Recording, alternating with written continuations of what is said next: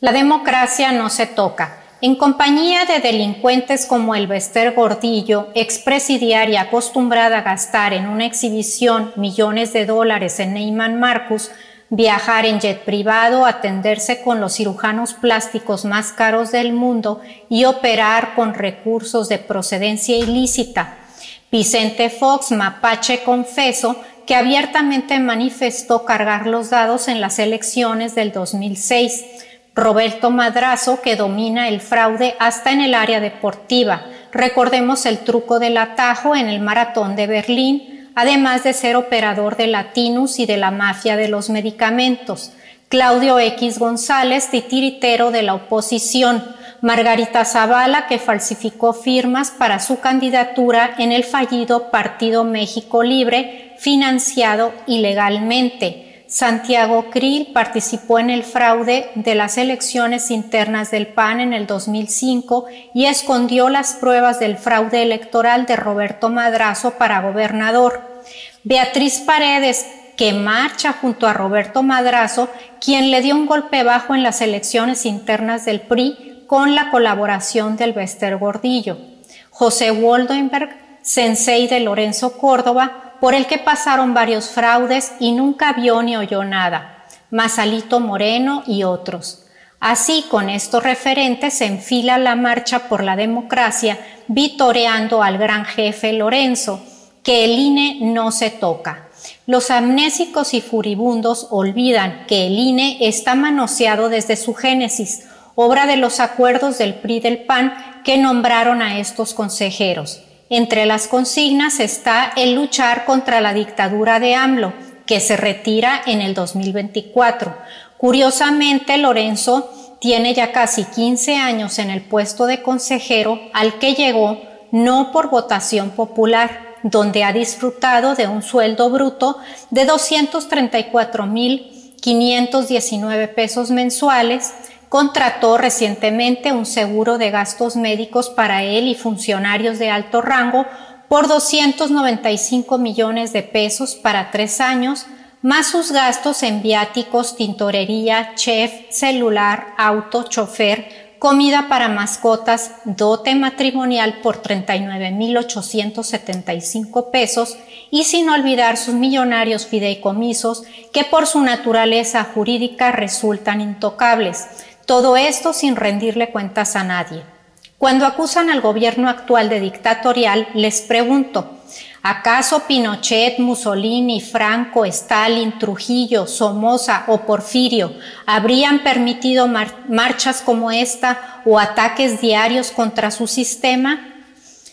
Hablan de represión en la más absoluta libertad de expresión. Lo furibundo los tiene abducidos y cegados al punto de no percatarse de su incoherencia. Durante el reciente gobierno de Enrique Peña Nieto, ¿se nos informó acaso o se nos pidió opinión realmente de las reformas estructurales? ¿Hizo algo el INE por el despilfarro de su campaña?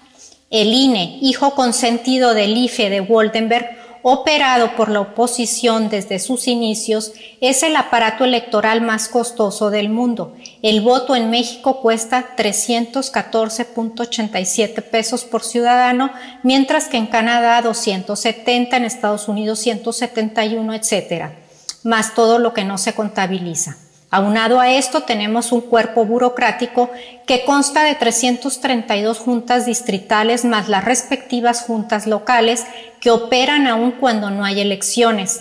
Este aparato enorme en tamaño y en poder, que obra de manera autónoma en decisiones y de manera codependiente del pueblo en cuanto a su presupuesto, 20,000 millones por año, por ese gran poderío que acuña tiene la facultad de negociar con los partidos e imponerles sanciones en un momento dado.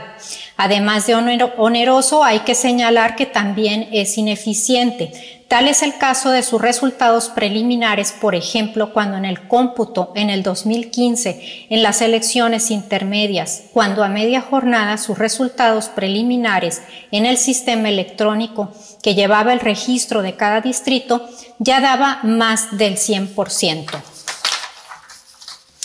El eje de la reforma electoral son, en resumen, los siguientes puntos.